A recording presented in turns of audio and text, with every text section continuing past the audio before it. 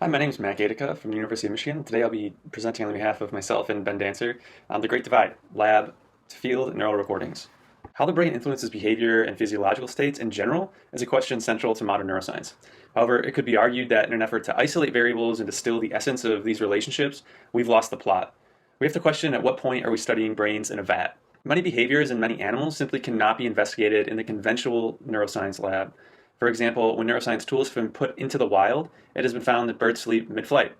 Specific to sleep, this begs the question, what other strategies exist to address context or species-specific challenges?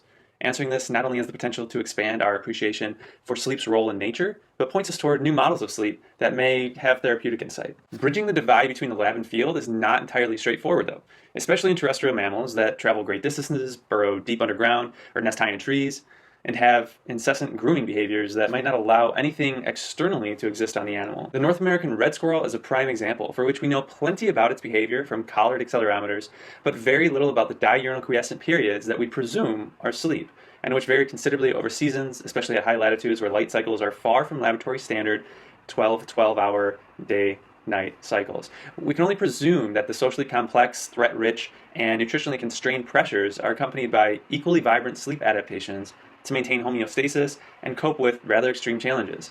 To begin addressing this problem, we developed an implantable biologger that is Bluetooth enabled and capable of low power sleep modes or recording schedules. Its architecture is really not unlike that of biologgers before, but we demonstrate paradigm shifting capabilities that are enabled by a single device that is perfectly suited to bridge lab and field work.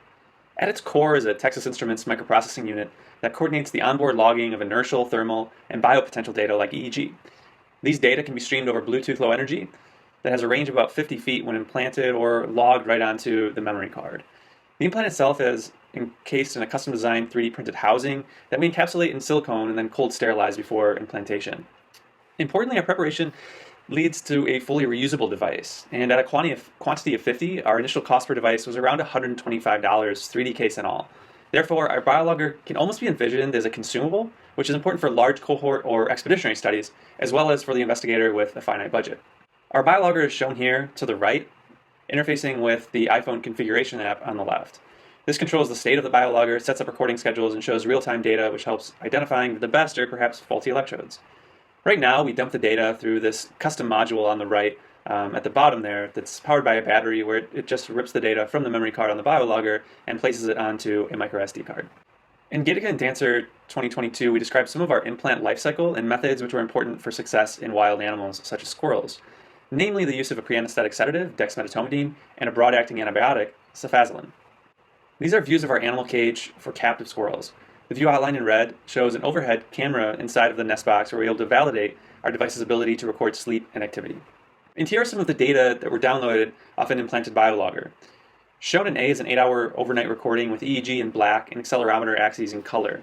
In B, I zoom in on periods where we identified sleep and wake, also confirmed using video. On the left, you can see a clear slow wave oscillation during sleep.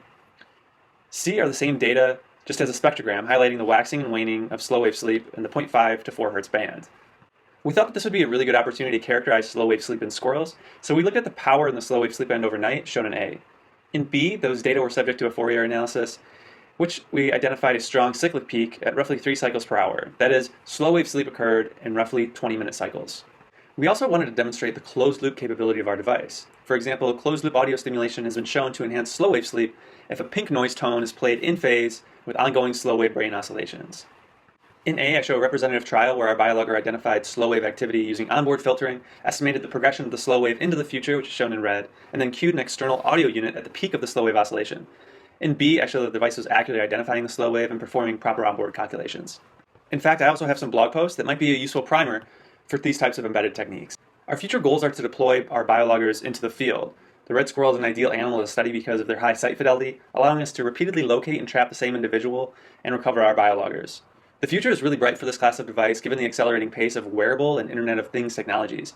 And once you have that wireless link there, you can use a beacon to trilaterate the animal's position in free space, given that you have some base stations in your field environment.